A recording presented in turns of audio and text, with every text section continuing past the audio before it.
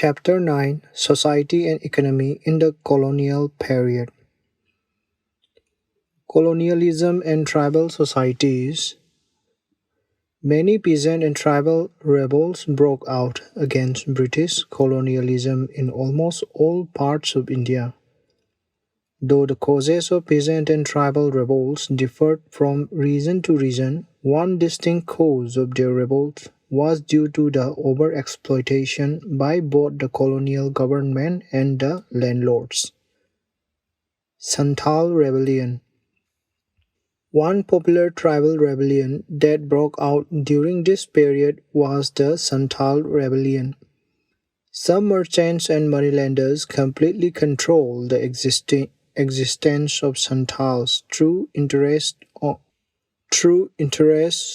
on loans with rates ranging from 50% to 500%. Rebellion broke out in 1854 when the movement started. It was not ostensibly anti-British, but was directed chiefly against the Mahajans and traders. The movement lasted for 6 months. In many areas, the zamindars helped in the suppression of the rebellion. Birsa Munda Revolt. One of the most popular tribal revolts that broke out against the British rule was the Birsa Munda movement in the Chotanagpur region of South Bihar. The Birsa movement was organized by Birsa of Munda tribe. Birsa Munda's popularity was based on his medicinal and healing powers. Birsa preached the worship of one god, Singh Bonga. He wanted the people to abstain from intoxicants and animal foods to lead a chaste and pure life. The growing popularity of Birsa alarmed the government. Birsa was arrested and sentenced to rigorous imprisonment for 2 years. After his release in 1898, Birsa incited the people to rise in revolt. In 1900, his followers attacked the Khunti police station. Betrayed by some Mundas, Birsa fell into the hands of the English and died of cholera in jail in June 1900. Tribal revolts also broke out in other parts of India. Some of them are the Koya Rebellion, the Naik Das Revolt, and the tribal riots in Assam. In 1860, an uprising occurred in Jaintia Hills against the imposition of house tax. The uprising occurred due to a false rumor that the British government would take all their lands and force them to pay annual land revenue as in Bengal.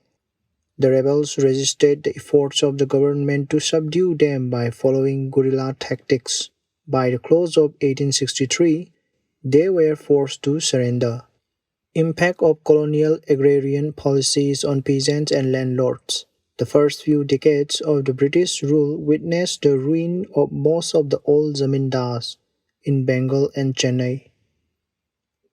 This was particularly so with Warren Hastings' policy of auctioning the rights of revenue collection to the highest bidders.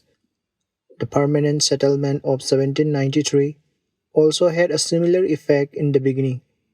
The heaviness of the land revenue, the government claimed 10/11 of the rental, and the rigid law of collection under which the zamindari estates were ruthlessly sold in case of delay in payment of revenue, worked havoc for the first few years. Many of the great zamindars of Bengal were utterly ruined.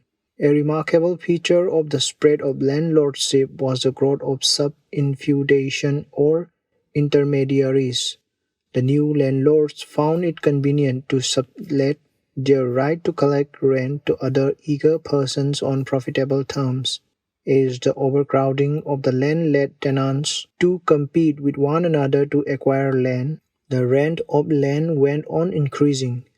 The British imperialism in India also had a profound impact on Indian peasants. The zamindars raised rents to unbearable limits and compelled the peasants to pay illegal dues and to perform forced labor, beggar. The peasant was to pay the land revenue promptly, whatever might be the condition of his crops. In bad years, the peasant was, therefore, to borrow money to pay the land revenue. Growth of commercial crops. Another major aspect of colonial policy was the forceful commercialization of agriculture. The peasants were forced to grow commercial crops like indigo and cotton instead of food grains even in years of scarcity.